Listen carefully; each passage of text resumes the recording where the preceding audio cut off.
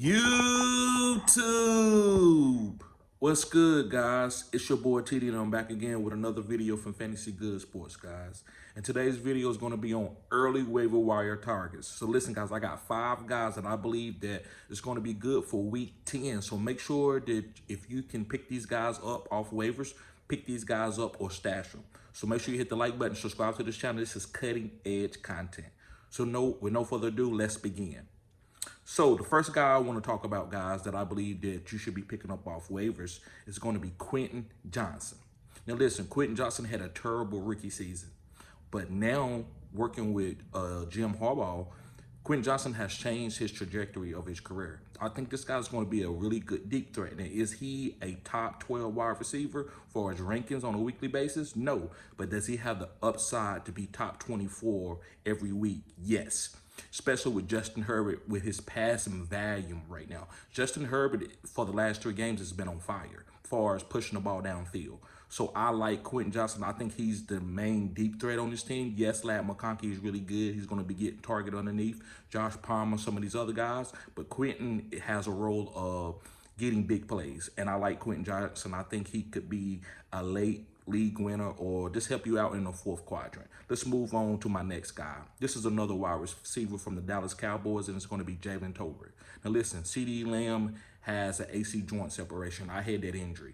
It takes about 3 weeks to really get the full range that you want on your shoulder. So be looking for Jalen Tolbert to get more targets. You see he had a touchdown this week. So I like Jalen Tolbert, guys, especially if Cooper Rush starts. We know that Dak Prescott had a little bit of an injury with a hamstring. So I like Jalen Tolbert to get a little bit more targets and have some touchdown upside. So if he's on your waivers, pick him up. All right, let's move on to my next guy. And I've been talking about this guy for about 3 weeks now. It's going to be Jordan Addison from the Minnesota Vikings. Everybody and their mama knows that Justin Jefferson is him. So that's the defensive coordinators from the other teams. So they are going to try to take Justin Jefferson away and leave Jordan Addison one-on-one and say, beat me, Jordan Addison.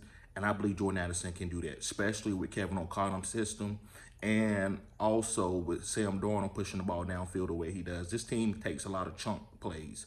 So I like Jordan Addison, guys, to have touchdown upside and big play upside. So I think he's a great wide receiver too, and or flex play. So if you can trade for this guy because he might not be on your waivers, yes, I think you can get him for maybe chopped liver. Also just pick him up if he's on your waivers. If you're in a 10-team league or a 12-team league and he's on your waivers, you can pick this guy up and have a great 3rd, 4th quadrant player. All right, let's move on, guys. I got 2 more guys. Now, this next guy's a quarterback. I'm not telling you he's going to win you your league, but we got bye weeks coming up, and we're going to need these type of quarterbacks, and it's going to be Bryce Young. With him having Jalen Cogan and Xavier Legette, I think Bryce Young can have some decent weeks. That's all we're looking for is decent. We're not trying to be top 5. We're going to have server teams on bye weeks coming up for these next 2 or 3 weeks. So you want to make sure you have guys that can back up and just put them in, and whatever happens, happens, right? Because we're going to need somebody to start at that position. And so why not Bryce Young?